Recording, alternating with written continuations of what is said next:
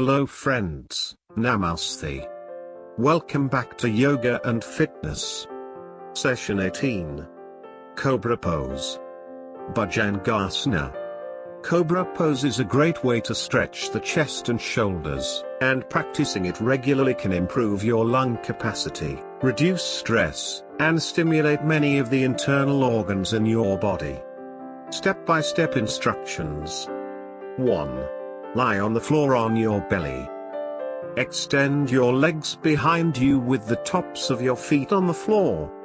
Place your hands palm down on the floor a couple inches away from your shoulders.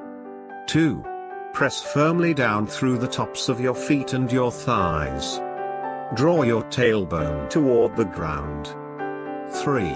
On an inhale, reach your chest forward and up. Draw your shoulders away from your ears. 4. Stay in the pose and keep your legs engaged as you lift your chest forward and up. 5. To release, lower your body as you exhale and rest on the floor. Relax. Thank you for watching.